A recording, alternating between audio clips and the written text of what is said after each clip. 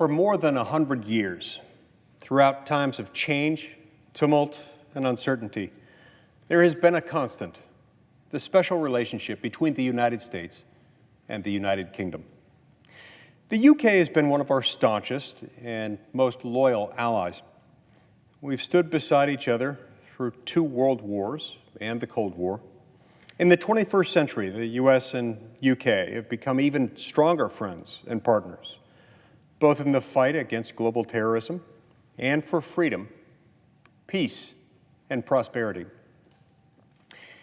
Now, an opportunity lies before us to strengthen the relationship more than ever by securing a free trade agreement between our 2 nations, which is the purpose of the resolution before us today. The trading relationship between our countries is already really strong. For hundreds of years, it's been a force for economic prosperity and security for us both.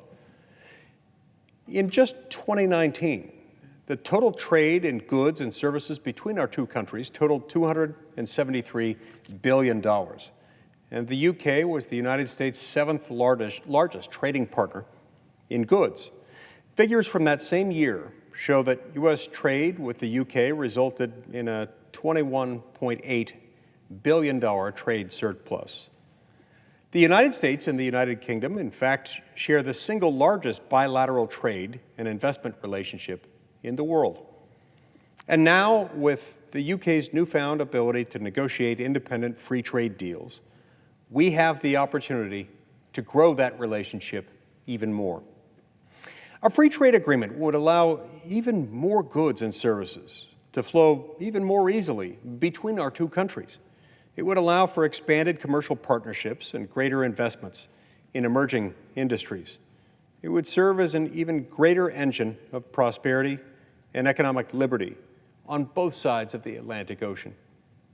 Mr. President, this is a no-brainer, and it would be a tremendous asset in the midst of the economic and geopolitical challenges we face today. The pandemic and supply chain turmoil has proven that friends are invaluable in a pinch.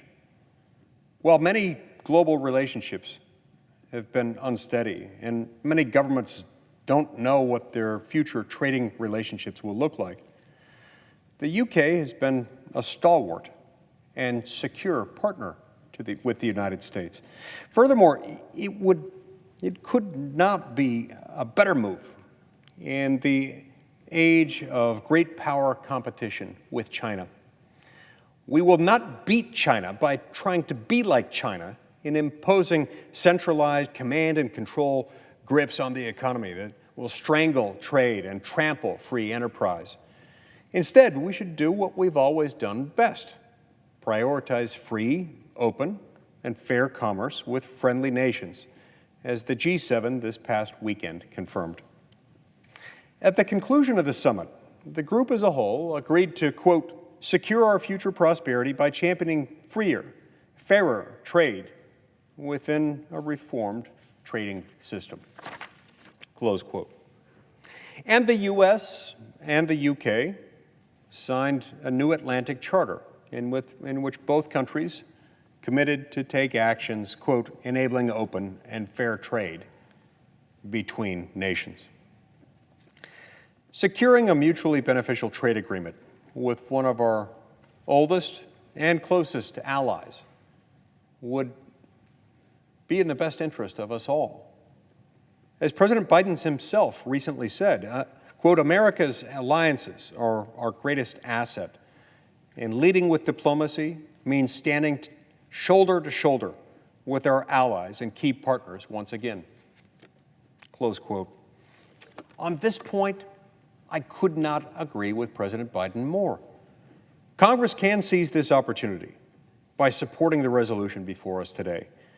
It's a simple, straightforward resolution declaring the sense of the Senate that the U.S. has and should have a close and mutually beneficial trade relationship with the U.K. without interruption, and that the President, with the support of Congress, should lay the groundwork for a future trade agreement between the U.S. and the U.K.